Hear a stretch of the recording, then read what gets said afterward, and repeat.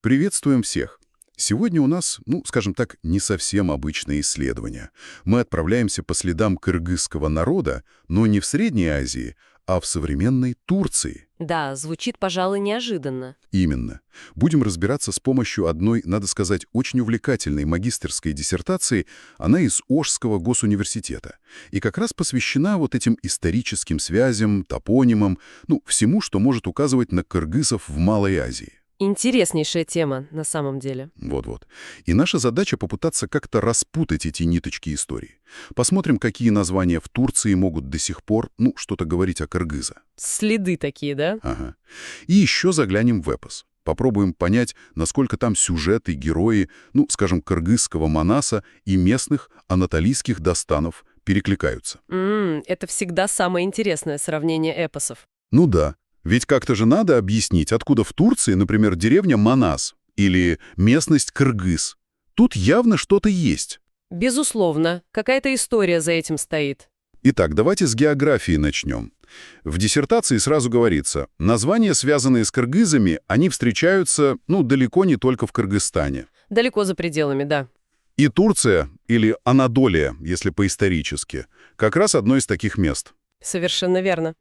И это ведь не просто какие-то совпадения случайные. Географические названия, они как отпечатки пальцев истории, что ли. Маркеры миграций. Именно, маркеры миграций, контактов. Автор диссертации правильно пишет. У кыргызов, да и у многих народов была же традиция называть новые места, как-то по-своему. В честь быта, людей. Да, по быту, именам вождей, или там ландшафт какой-то приметный, верование. Вот эту привычку они, естественно, и переносили с собой на новые земли. Поэтому найти такие названия в Анатолии – это серьезный повод задуматься. Давайте тогда к примерам. Вот что меня особенно зацепило в диссертации Кыбрышчик. Это же целый район в провинции Болу. Это между Анкарой и Стамбулом. Да, не просто точка на карте. И там сейчас живет около 3000 человек. Но самое поразительное, местные, так пишет автор, они до сих пор помнят предания. О происхождении своем? Да, что они происходят от так называемых карататар. И среди них, мол, были и кыргызы. Угу. Представляете? Вот это да. Живая память. И даже есть версия, что само название Кыбрышчик — это искаженное кыргызжик. Может, маленькие кыргызы или что-то такое через Кыбрышчик, и вот получилось. Но Кыбрышчик — это, наверное, самый такой яркий пример, где и название, и память, и еще культурные особенности, о них позже скажем, но он не единственный. А что еще? Есть, например, Кыргызстар-Кумбозу, мавзолей кыргызов, в городе Изник. Мавзолей, прямо так и называется. Да. Он стоит напротив медресе Орхана Гази, а Орхан Гази правил до 1360 года. То есть это намек на 14 век? Вполне возможно. Это дает основание думать, что мавзолей могли построить именно тогда. Хотя там есть и другие датировки. По стилю декора его относят и к 17 веку. Но само название «Мавзолей кыргызов» — это же о чем-то говорит? То есть, возможно, захоронение 14 века с таким названием? Ничего себе! А имя Манас? Неужели и оно там есть? Есть и не раз. Диссертация упоминает как минимум 2 места. Во-первых, Манаса-Йилы, то есть деревня Манас. Это в провинции Байбурт, на северо-востоке. Деревня Манас в Турции. Да, сейчас совсем крошечная, но в XIX веке ее знали как Манаскей. А во-вторых, Манаскей-Айлы, деревня Манаской, в провинции Токат. Там тоже жителей немного, но около 270. И оба названия — это же прямая отсылка к эпосу. Именно. Ну и другие есть, конечно. Кыргызские лесы, Кыргызский причал под Измиром. Или Кыргыз-Тоосу, Кыргызская гора, возле Эскишехира. Но, как я понимаю, проблема в том, что не всегда понятно, когда именно и почему эти названия появились. Точных дат мало. Вот. В этом-то и сложность, и автор это подчеркивает. Датировка – дело трудное. И в кыргызской историографии, надо сказать, эта тема пока, не сильно разработана. Угу. Поэтому исследование во многом опирается на работы турецких ученых. Там серьезные имена: Фарук Сюмер, Юсуф Халачоглу, Халил Иналджик. Они как раз историю тюркских племен в Анатолии изучали подробно. Понятно. Что кыргызские группы там когда-то были. И это как бы подталкивает искать следы не только на карте, но и в культуре. Логично. Если люди пришли, они же не только названия принесли. Истории свои, песни, эпосы. Вот как раз про эпосы. Как они могут помочь? Эпосы — это же не просто сказки. Это такая коллективная память народа. Там и мировоззрение, и история, только она зашифрована в сюжетах, в образах. Мгм. И если сравнить такие громадные вещи, как Манас, кыргызский, и, скажем, агузские дастаны, агузы — это условно предки турок, ДД Коркут, например. да, знаменитый Китабы Дедем Куркут, или сказания об Агуз-Кагане, Агузнаме. Так вот, если их сравнить, можно найти просто поразительные параллели. И что эти параллели значат? Общие корни или контакты более поздние? И то, и другое может быть. Они могут указывать на древние общие корни, но также и на контакты, на взаимовлияние уже в более поздние времена, например, как раз тогда, когда они могли жить рядом где-нибудь в Анатолии. Давайте тогда с ДД Коркут. Это, я так понял, сборник рассказов о жизни агузов в Малой Азии, где-то 12-14 века, хотя записали позже. Именно так. Примерно 12-14 века отражает, а запись — 15 век. И вот диссертация там находит целый ряд общих черт мотивов с Манасом.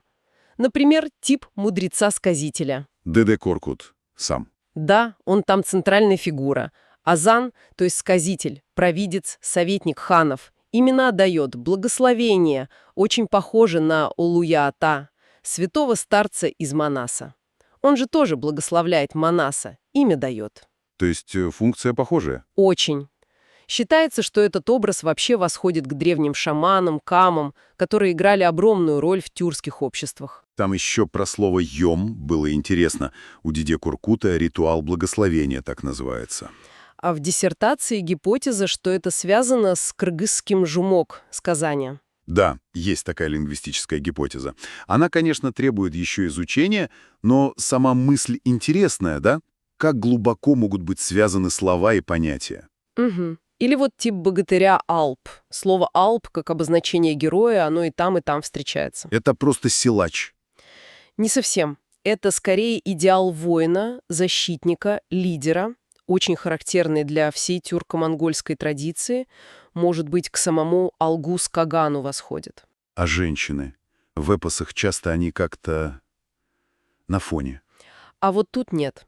И в Манасе, и в Деде Куркут женщины очень даже активные. Они и мудрые советчицы, как жена Дирсе-хана, которая мужу подсказала, как наследника получить. И сильные, даже воинственные. Как Бану Чичек, она сначала дерется со своим женихом Бамсы-Берейком, а потом уже женой становится. Ой, это же прям как Кыс-Сайкал в Манасе. Она же тоже с Манасом билась. Вот, очень похоже. Ну и Каныкей, конечно. Жена Манаса, мудрая, деятельная, иногда суровая, центральный женский образ. Получается, сильные женщины — это такая общая черта. Интересно. А детство героев, обычно оно какое-то особенное в эпосах? Да, и это тоже общий мотив. Герои часто рождаются у пожилых родителей, которые долго были бездетными, молились, как Манасу Жакыпа или сыну Дерсихана. Чудесное рождение. Именно. И детство тоже с чудесами, с ранним проявлением силы невероятной. Манас рождается у него сгусток крови в руке, знак судьбы воина. Растет не по дням, а по часам. А Багачхан из ДД Куркут, он же имя свое получил после того, как в юности быка огромного одолел. Понятно. Ну и без врагов эпос не эпос. Они тоже похожи. В Манасе это кто? Калмыцкие ханы, китайские. В Деде Куркут, например, Шиклимелик, правитель неверных. Это, понятно, отражает реалии того времени, когда религия была важна для определения свой-чужой. Но самое, наверное, удивительное сходство, про которое в диссертации говорится, это мотив одноглазого чудовища, как циклоп прямо. Точно. Сравнивают битву Басатая с Степегозом, это буквально одноглазый по-тюркски, в Деде Куркут, и битву Манаса с Макелдоя. Макелдоя тоже одноглазый. В некоторых вариантах, да, или у него уязвимость именно в глазу. Но главное, совпадает способ победы, ослепление этого единственного глаза. Подождите, то есть не просто похожий монстр, а такая деталь, как уязвимость глаза и способ победы, это уже как-то сложно списать на простое совпадение. Согласна. Вот такие детальные совпадения, они заставляют думать о более тесной связи, и это не все, есть и другие общие штуки. Вещи и сны снятся героям. А конь? Конь же всегда важен. Конечно, верный конь героя. Акула у Манаса, босс Айгыр у Бамсы Байрейка. Свадебные испытания всякие. Роль музыкальных инструментов, кумузу кыргызов, капузу у агузов. Они же считаются родственными. Капуз — это предок багламы турецкой. Да, считается, что капуз потом эволюционировал в багламу. В общем, все это рисует картину такого общего культурного поля. Хорошо, с Деды Коркут более-менее понятно. А Огус Мамы — эпос про самого Огус Кагана, про родителей тюрок. Там же две версии упоминаются — уйгурская и персидская. Да, уйгурская древняя, ее в Париже нашли. И персидская — это Рашид ад-Дин, 13 и 14 век. И там был какой-то намек на кыргызский след. Прямо в тексте. Ну, есть такая витотива известного исследователя Поля Пелё, что уйгурский вариант, который дошел до нас, он 15 века, мог быть переписан кыргызом. На это указывают некоторые, скажем так, кыргызские языковые черты в тексте. Ого! Уже интересно. Само по себе интригует, да. Но и по содержанию параллели с Манасом тоже есть. Опять чудесное рождение и детство. Как у Манаса. Очень похоже. В уйгурской версии Огус только родился, сразу говорит, просит сырое мясо, вино, описывается его необычная внешность, очень напоминает младенца Манаса. А в персидской версии? А там уже исламский налет. Огус отказывается от молока матери, пока та в Бога не уверует. Потом первый подвиг. Огус убивает носорога, Керика, который людям угрожал. Манас убивает калмыка Кортука, который на его отца напал. Сходство в самой идее первого подвига. А женитьба? У Манаса же несколько жен, и Каныкей особенная. И у Агуза тема женитьбы важна. В уйгурской версии она более мифологичная, он женится на небесной и земной девах. Это про космос, про мироустройство. Угу. А у Рашид ад-Дина в исламизированной версии выбор жен уже зависит от их веры. Другая эпоха, другие акценты. Но если сравнить с Манасом, тоже ведь не одна жена, но Каныкей выделяется мудростью, своей ролью. И оба становятся ханами не просто так. Да, становление ханом. И Агус, и Манас их признают лидерами после подвигов. Их избирает народ или племена. Они оба воплощают вот этот идеал Алпа. Героя, избранного свыше Тенгри или богом для защиты народа, установления порядка. Понятно. Значит, куча параллелей в эпосах, плюс название на карте Анатолии. И главный вопрос — как это все связать? Как кыргызы там оказались, чтобы и следы оставить, и с агузским эпосом так пересечься? И вот тут диссертация предлагает, наверное, свою центральную гипотезу. Ключ — это так называемые кара-татары, черные татары. Кара-татары — это кто? Надо сразу сказать, слово «татары» в средние века — это очень широкое понятие было, не всегда этническое. Изначально, да, одно из тюрко-монгольских племен. Но после завоеваний Чингисхана в XIII веке так стали называть очень многих народов, которые пришли с Востока. В составе Монгольской империи? Да, и ее государств-осколков. Например, государство ильханов-хулагуидов. Оно же контролировало Иран, часть Малой Азии, и в войске ильханов, и среди населения там были кто угодно. И монголы, и кыпчаки, и уйгуры, и карлуки. Разные тюркские племена. И всех их могли называть татарами. Очень часто. Или уточняли кара-татары, черные татары. Турецкие историки, тот же Фарук Сюмер, Юсеф Халачоглу, они как раз пишут об этой этнической пестроте тогдашней Анатолии, что там рядом с агузами, туркменами жили и вот эти группы, пришедшие с монголами. Так, то есть гипотеза в том, что кыргызы могли попасть в Анатолию не сами по себе, а вот в этой смешанной массе кара-татар в XIII-XIV веках. Именно, в эпоху Ильханата это бы объяснило и время возможного контакта, и почему кыргызские топонимы встречаются в определенных районах Анатолии, связанных как раз с расселением этих кара-татар. Звучит логично. Есть какие-то подтверждения этому? Есть очень любопытное косвенное свидетельство. Мамлюкский историк Ад-Давадари, он умер в 1332 году, то есть современник событий. Он писал, что тюрки, монголы и кыпчаки, он их как бы объединяет, как пришельцев с Востока, одинаково почитали две книги. Одну Улухан Ата Битикче, она не сохранилась, а вторую... Обуснаме. Да. И самое интересное, описывая Огуснаме, Ад-Давадари пересказывает сюжет о Тепи-Гёзе, который мы знаем по Деде Куркут. Ничего себе. То есть для человека 13-14 веков истории об Огузе и его потомках, включая вот эти сюжеты из Деды Коркут, были общим культурным кодом для всех этих разных групп, которых называли татарами. Получается, что так. Это указывает на существование некоего общего культурного поля. И если кыргызские группы были частью этой волны кара-татар, они вполне могли находиться внутри этого поля. И тогда эпические параллели — это уже не просто сходство типов, а результат прямого обмена. Вполне возможно.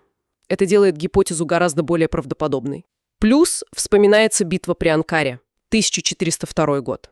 Тимур и Баязид. Да. Там же кара-татары, которые служили у османов, перешли на сторону Тимура. Считается, что он был им этнически ближе. А позже Тимур часть этих кара-татар переселил обратно на восток, в Среднюю Азию, на Иссык-Куль. А те, кто остался в Анатолии? А те, кто остался, вероятно, со временем просто растворились среди местного агустского населения. Ассимилировались. И остались только следы в названиях, может, в фольклоре. Поэтому их присутствие было временным. Очень вероятно. И тут мы опять возвращаемся к Кыбрышчику. Где живая память осталась. Да. Память местных о карататарском и кыргызском происхождении, их особый диалект, какие-то культурные черты, музыка, инструменты вот эти, кавал, похожий на кыргызский чор, танцы совместные мужчин и женщин на праздниках. То есть там следы не совсем стерлись. Похоже на то. Это как раз может быть таким живым эхом того времени, того присутствия. Кыргызы — это не просто какие-то дальние родственники анатолийских турок, Угу. а, возможно, они имели прямое, хотя и временное, присутствие в Анатолии, Угу. где-то в XIII-XIV веках. Пришли туда, скорее всего, в составе вот этой пестрой массы кара-татар. В эпоху Ильханов, да. Оставили следы в названиях мест и как-то поучаствовали или восприняли что-то в общем эпическом поле, которое мы видим в Манасе, Деде Коркут, Агузнаме. Так. Да, это, скажем так, основная линия аргументации в диссертации. Автор, конечно, очень осторожно в выводах подчеркивает, что тема требует дальнейшего изучения. Междисциплинарного. Обязательно. С привлечением археологов, генетиков, лингвистов. И особенно, конечно, со стороны кыргызских ученых нужно больше исследований. Но сама работа уже показывает ценность вот этих источников, топонимики, эпоса. Огромную ценность. Особенно для народов сильной устной традиции. Они же хранят память о том, о чем письменные хроники могли и умолчать. О миграциях, контактах, ассимиляции. Это заставляет взглянуть на историю Анатолии немножко под другим углом, увидеть ее многослойность.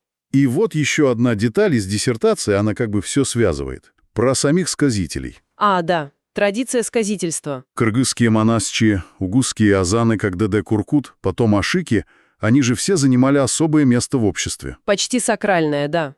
Часто же говорится об их способности в транс впадать при исполнении, видеть вещи и сны.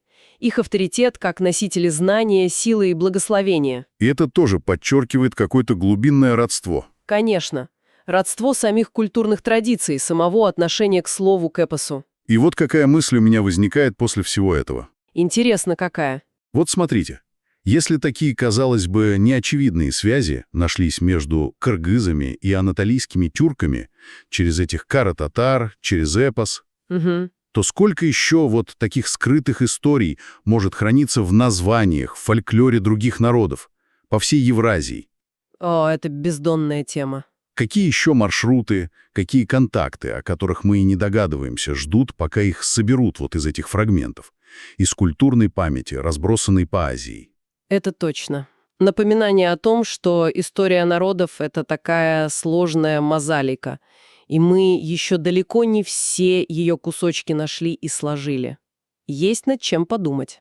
На этой мысли мы, пожалуй, и завершим наше сегодняшнее исследование. Спасибо, что были с нами. Всего доброго. До новых встреч!